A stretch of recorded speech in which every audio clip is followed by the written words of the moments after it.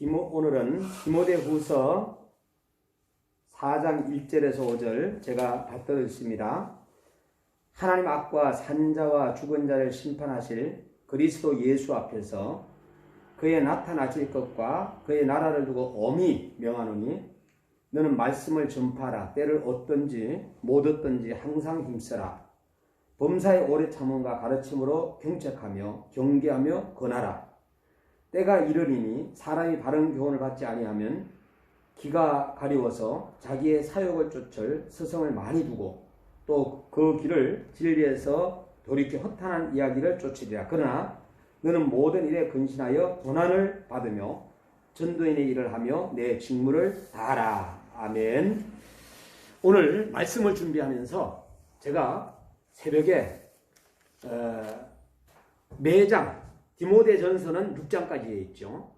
디모데후서는 4장까지 되어 있어요. 그래서 이 1장에서 한 구절, 2장에서 한 구절 이렇게 한번 뽑아봤어요. 제가. 왜? 하나님께서 나에게 주시는 말씀으로 생각을 하고, 그래서 1장에서는 19절을 뽑았어요. 제가. 그 19절은 믿음과 착한 양심을 가지라는 거예요. 어떤 이들은 이 양심을 버렸고 그 믿음에 관하여서는 파산하였느니라. 이렇게 말씀을 주고 있어요. 2장에서는 1절을 뽑았어요. 모든 사람을 위하여 간구와 기도와 도구와 감사를 하라. 그리고 높은 지혜 있는 사람을 위하여 기도하라는 것을 선택했고요. 디모데전서 3장 5절에서는 사람이 자기 집을 다스릴 줄 알지 못하면 어찌 하나님의 교회를 돌아보리요. 우리 목회자들한테 이야기 주는 메시지죠. 자, 그리고 4장에서는 5절 말씀을 뽑았어요. 하나님의 말씀과 기도로 거룩하여 지민이라 그랬어요. 우리가 거룩할 수 있는 방법은 하나님의 말씀을 듣고 읽고 지키고 묵상하고 그리고 전파할 때 우리는 거룩한 사람이 될 수 있습니다.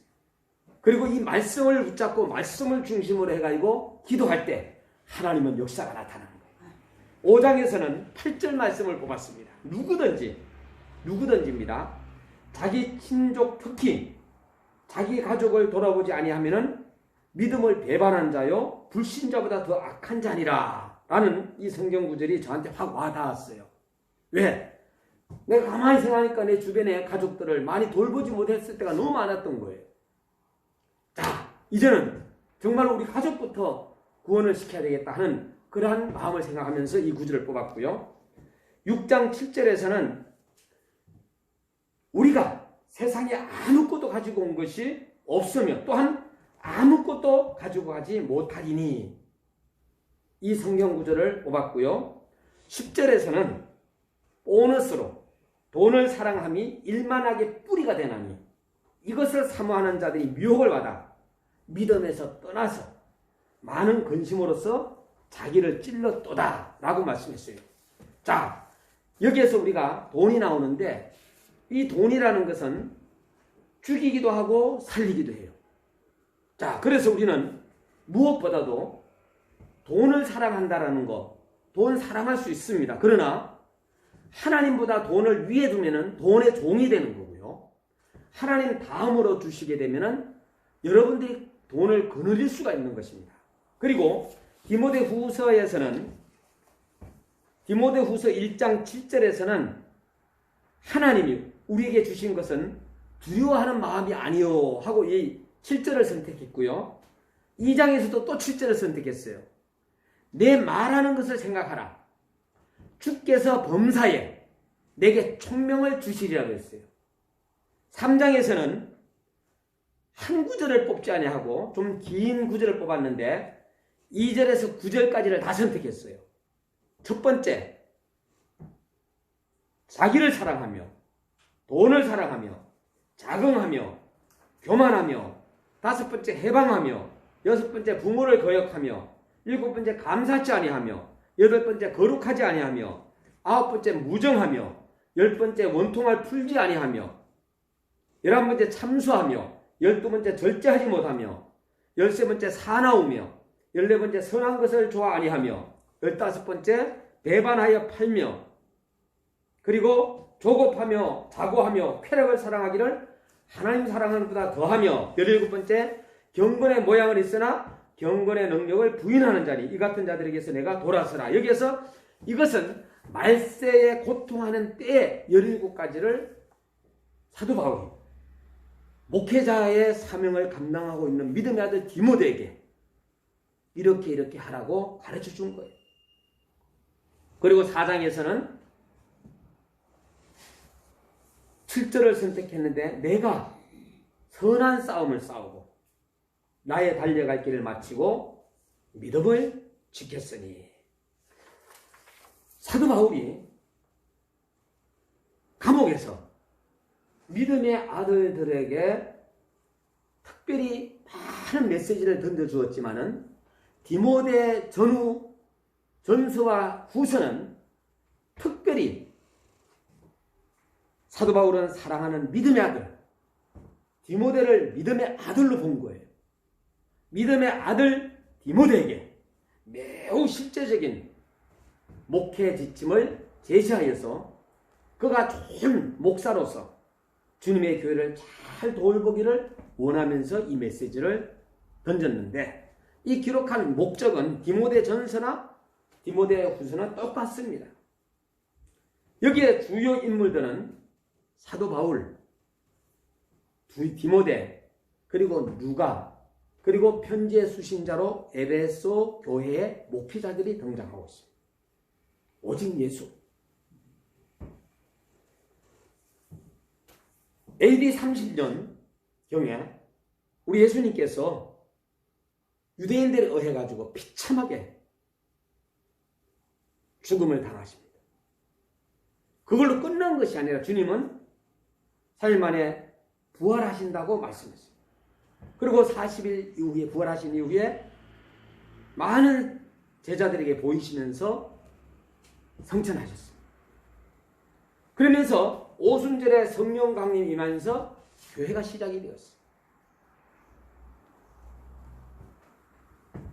그런데 예수님께서 이러한 고통 가운데에서 정말로 그 삶을 살아오셨고 우리 인간들에게 가까이 오셨고 여기에 중요한 사람이 AD 34년에 바울이라는 사람이 회심을 합니다. 주님께로 돌아오는 역사가 일어나요. 돌아오는데 사울에서 바울로, 사울은 큰 자, 바울은 작은 자, 완전히 돌아왔어요. 이걸 갖다 회심이래요. 저와 여러분들이 주님을 만나서 눈물 흘리고 콧물 흘리고 막 가슴을 치면서 막 이러면서 틀림없이 여러분들은 언젠가 주님을 만난 분들이 오늘 이 자리에 오셨어요. 사도 바울은 회심을 하고 난 이후에 47년에서 49년까지 사도 바울은 1차 전도 여행을 떠났습니다. 견딜 수 없지. 나는 복음을 전하지 않으면 견딜 수 없는 거야. 그리고 50년에서 52년에는 바울은 2차 전도 여행을 떠났어요. 53년에서 58년은 바울은 3차 전도 여행을 떠났어요.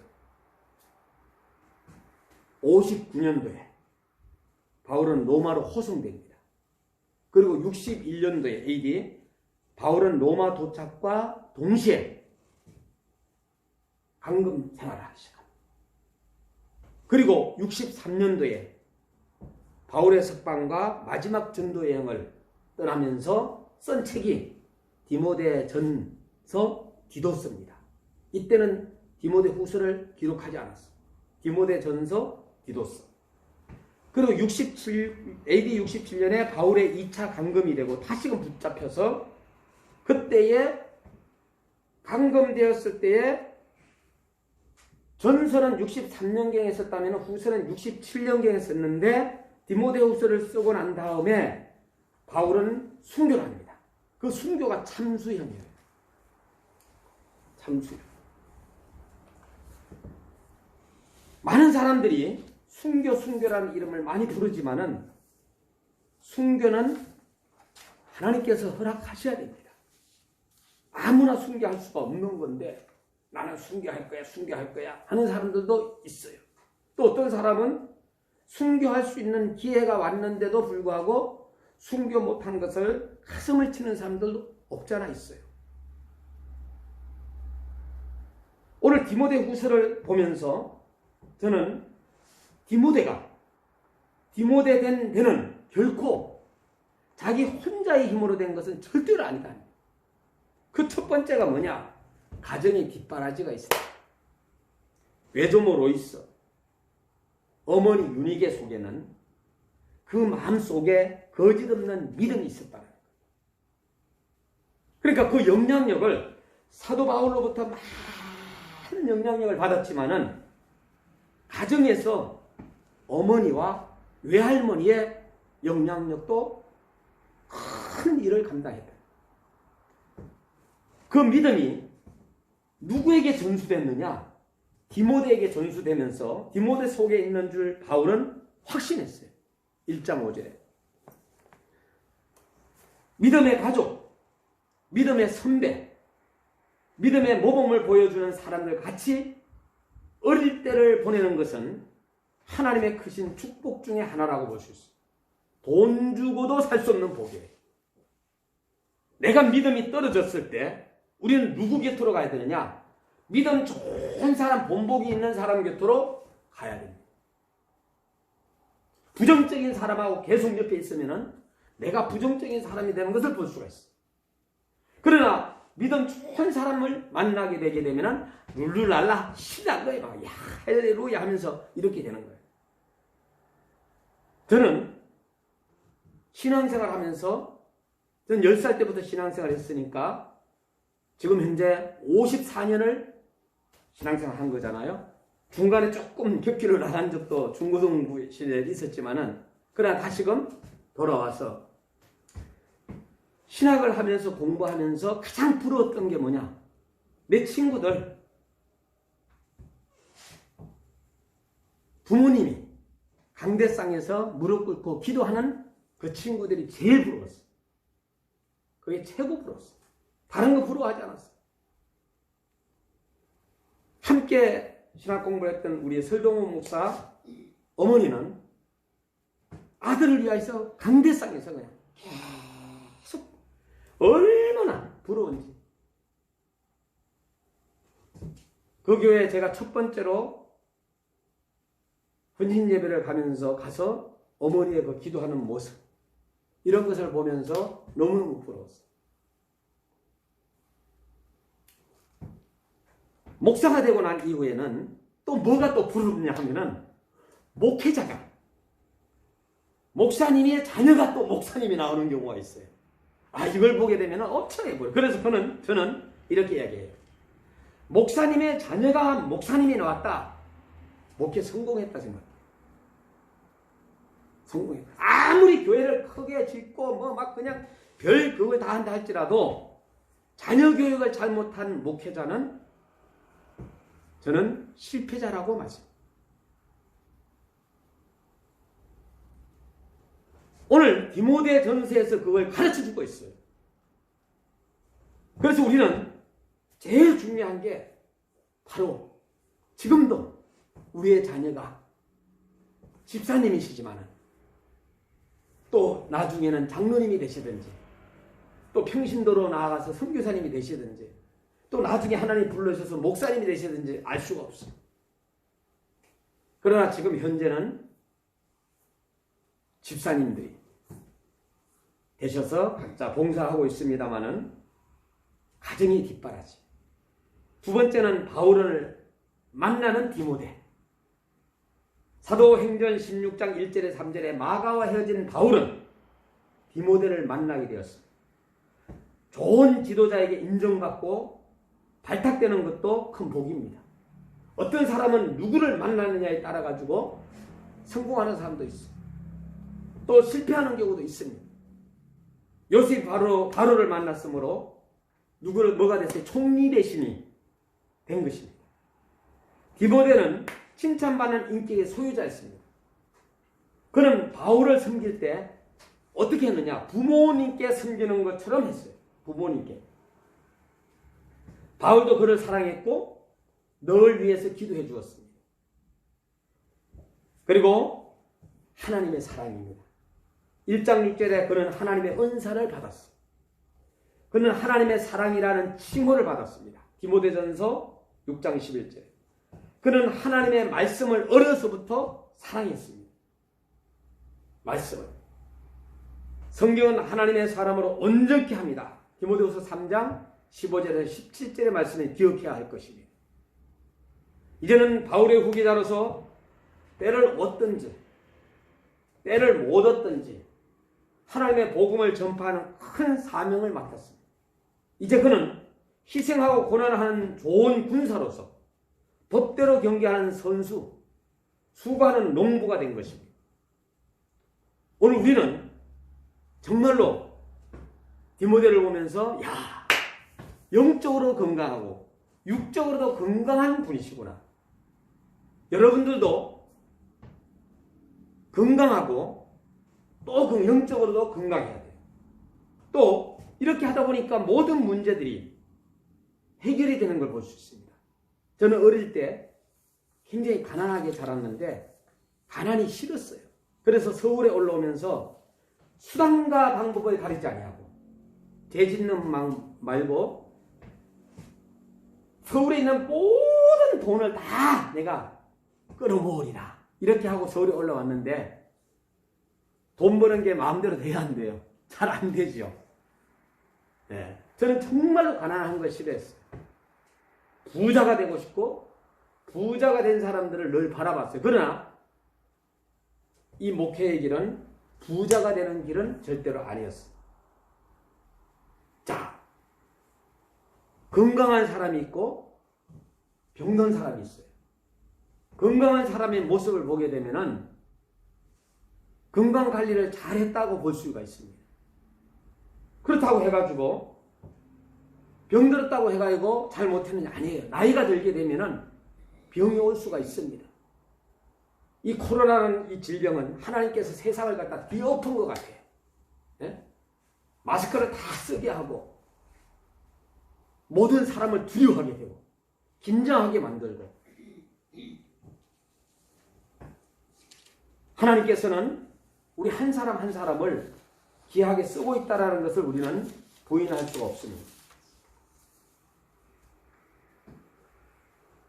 디모데 때문에 감사를 했고 과거의 미래의 현재의 축복에 감사를 했고 또 디모데에 대한 격려는 2장 1절에 2절에 어린이로서 2장 3절 4절에는 군인으로서 2장 5절에는 경기자로서 2장 6절에 13절에 농부로서 그리고 또한 14절에 19절에 일꾼으로서 그리고 20절 25절에는 그릇으로서 24절 26절에는 종으로서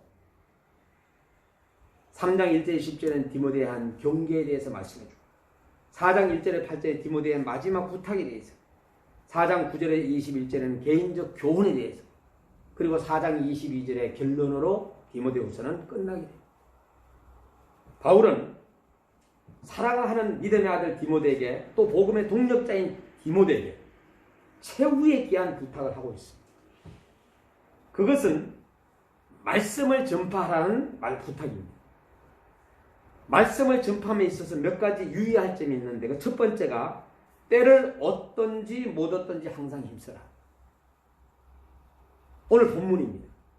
그래서 때에 상관하지 않고 말씀을 전파할 것을 이야기해 주고 있어요. 저는 어저께 잠비아 월드미션 아이들한테 태권도를 하고 난 이후에 5분 메시지를 제가 던졌어요. 성교사님 보고 통역하라고 해서. 우리에게 있어서 가장 귀중한 것은 생명입니다. 생명. 가장 귀중한 건 생명이라는 거예요. 통역을 하다 보니까 잘 전달됐는지 안 됐는지 잘 모르지만은 그러나 제가 하고 싶은 이야기는 5분 안에 메시지를 다 던졌어요. 5분도 알고 보면 엄청나게 길어요. 가장 중요한 것은 생명이다. 그 생명을 유지하기 위해서 우리에게 물 마셔야 돼요. 공기도 마셔야 돼요. 운동도 해야 돼요. 이런 이야기를 하면서 또 말씀도, 찬송도, 기도도, 전도도 우리는 누구에게나 말씀을 전하는 이러한 지도자가 되어야 됨을 사도 바울은 디모데에게만 이야기한 것이 아니라 오늘날 우리에게도 귀담아 들어야 된다 라는 것을 말씀드리고 싶습니다. 씨 뿌리는 농부는 때를 가리지 않습니다. 말씀의 씨를 뿌리는 사람은 언제든지 씨를 뿌려야 합니다. 좋을 때는 말씀 전파의 열매를 많이 거둘 것입니다. 좋지 않을 때는 고난과 순교의 영광을 얻게 될 것입니다. 지금은 사람들이 진리를 듣기 싫어하고 바른 말을 이야기한 것을 듣기 싫어하고 칭찬을 듣고 싶어하는 때예요. 그러나 주님은 잘못된 것을 잘못됐다고 말할 수 있는 이러한 지도자를 주님은 찾고 있다는 거예요. 그 잘못된 것을 지적을 했을 때에 듣는 주의 자녀들도 찾고 있다는 거예요. 그래서 오늘날에 진짜와 가짜가 나오는 거예요.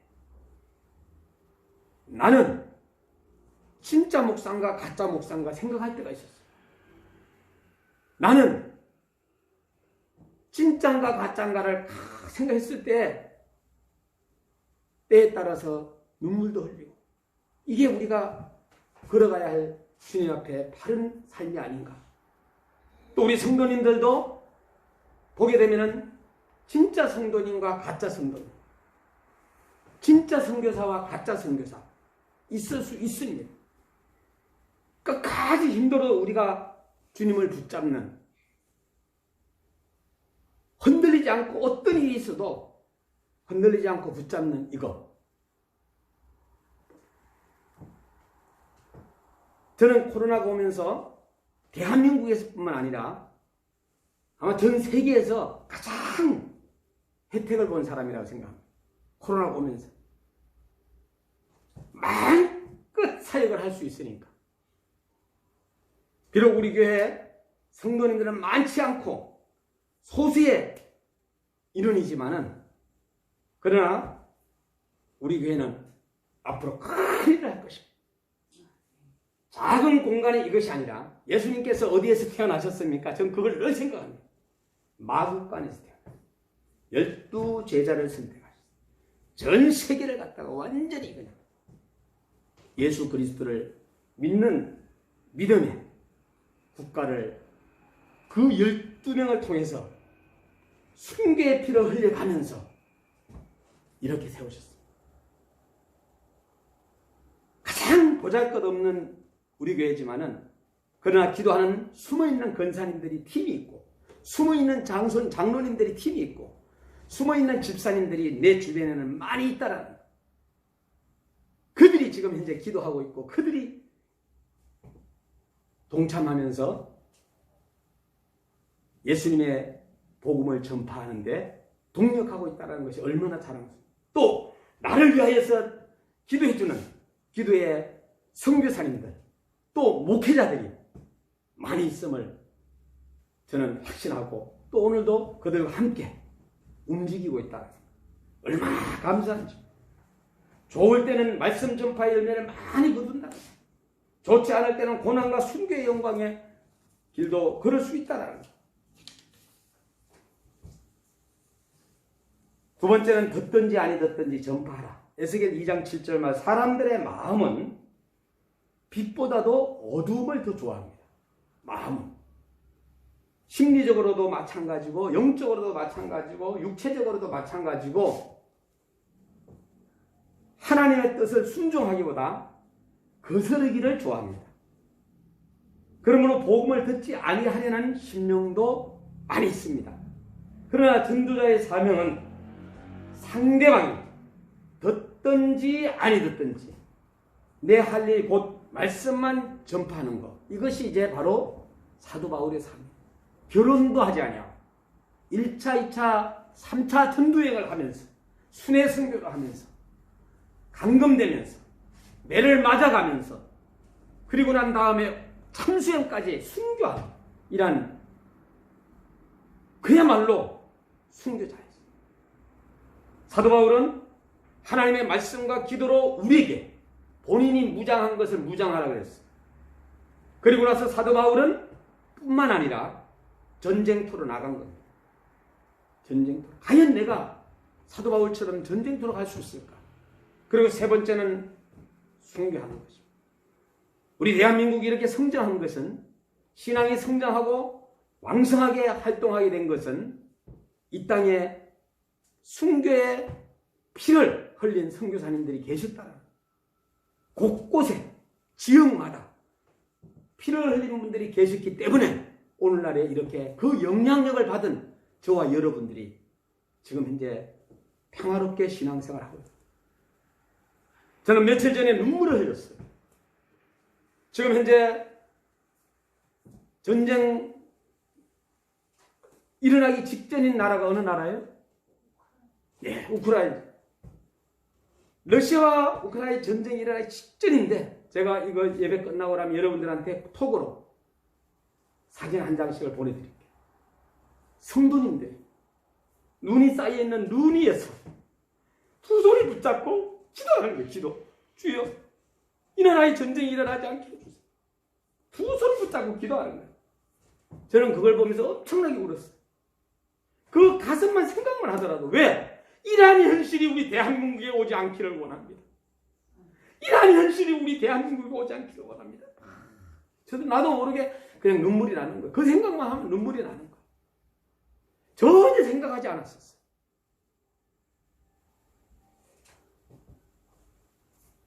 예정된 백성들은, 선택된 백성들은 구원 얻게 될 것입니다. 우리는 때를 얻든지 많이 듣든지, 그리고 우리는 지역마다 전파해야 됩니다. 사도행전 13장 48절에 이방인들이 듣고 기뻐하여 하나님의 말씀을 찬송하며 영생을 주시기로 작정된 자는 다 믿더라 그랬어요.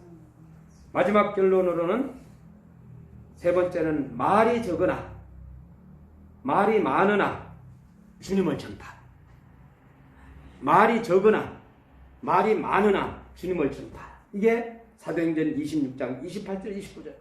사도 바울은 말의 분량보다 그 말 속에 예수님만을 전파하여 듣는 사람이 자기와 같이 그리스도인이 되기를 간절히 소원하고 있습니다.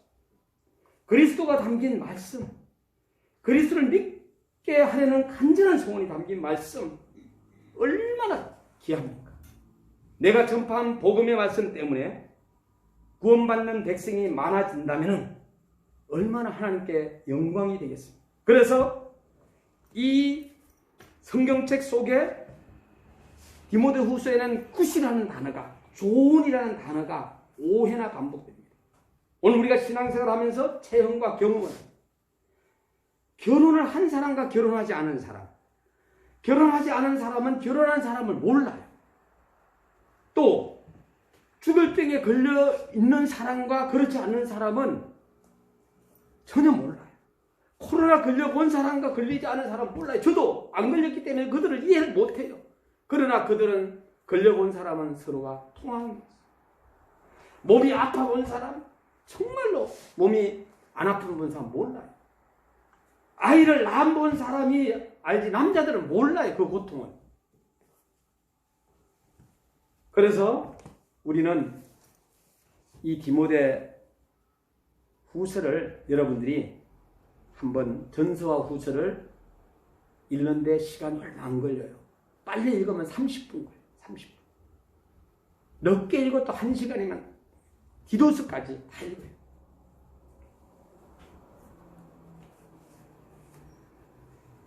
저는 우리 청년들에게,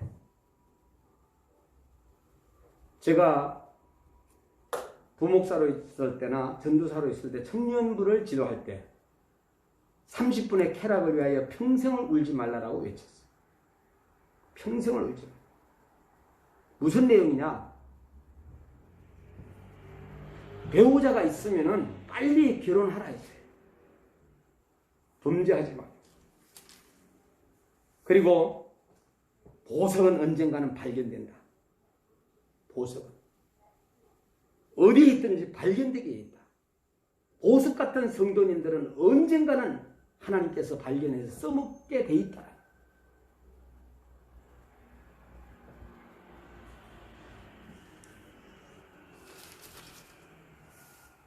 내가 지금까지 쭉 살아보니까 우리가 죄를 질 수가 있습니다.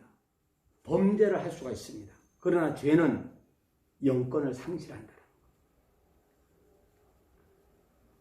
왜? 우리는 날마다 죄를 범하지 않도록 우리가 계속해서 기도하고 말씀으로 한 것을 사도 바울이 디모데에게 권면한 겁니다.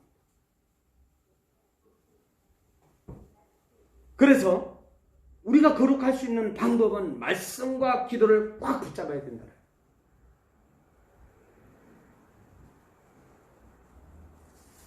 지난 주간에 새벽에 세계 선교사님 기도의 방에 하은혜 선교사님께서 말씀을 전해주셨어요. 간증을 했어요.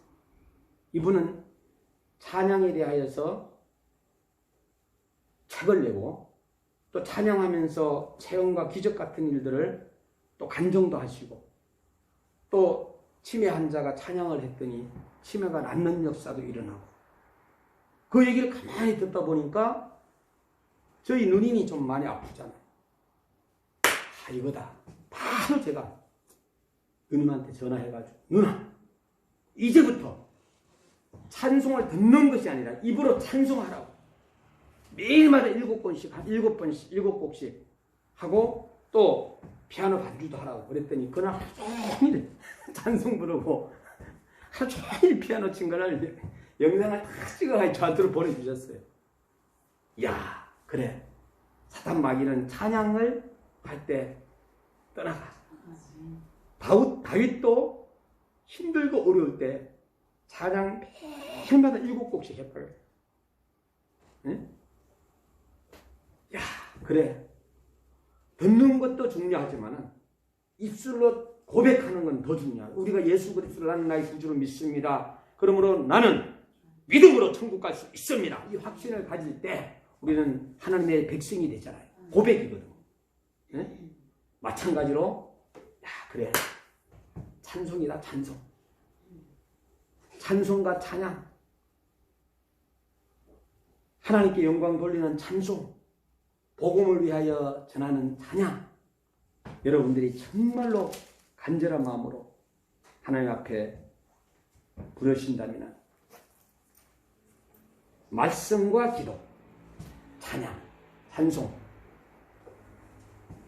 삼각관계 다 떼가지고 여기다가 올리게 되면 이렇게 단단해지는 거예요. 한쪽으로도 기울이지 아니하고 한쪽만 부족해도 이렇게 돼요. 말씀만 주장해도 안 되고 기도만 해도 안 돼요. 또 그렇다고 매일마다 찬송만 하는 게 아니라 세 가지. 찬송 1시간, 기도 1시간, 말씀 1시간 이렇게 될 때에 이렇게 든든하게 성장할 수가 있어요. 여러분 오늘은 이제 디모데 전후 디도서는 정말로 목회자들한테 사실은 전해야 되는 메시지예요. 근데 여러분들 다 이제 목사님들이라 생각하고 회 참여한 여러분들 다 목사님이라 생각하고 오늘 들으셨어요. 오늘 여러분들은 목사님이시고 사도 바울이 목회자에게 전한 것처럼 신목사가 또 오늘 목사님들한테 선교사님들한테 메시지를 전했다 이렇게 생각하시면 되겠고 오늘 또 방송을 통해서 듣는 모든 분들도 여러분들이 정말로 하나님의 말씀을 붙잡고 말씀을 붙잡고 기도합니다. 하나님께서 우리에게 말씀하시잖아요. 기도는 우리가 하나님께 올려드리잖아요. 찬송도 올려드리잖아요. 관계성만 말씀드리고 마치려고 합니다. 사람과 사람의 관계는 그냥 주는 관계, 주는 관계. 주는 관계. 누가 잘해? 유미선 집사람이 잘하시잖아요. 주는 관계. 그냥 주면 돼. 조건 없이. 뭘 바라지 않고 주는 관계. 사람과 사람의 관계입니다. 그럼 하나님과 사람과의 관계는 어떤 관계냐? 받는 관계. 우리 사람이 하나님으로부터 받는 관계. 여러분들 잘 받으셔서 받은 것을 또 다른 사람에게 나눠주는 저와 여러분이 되십시다.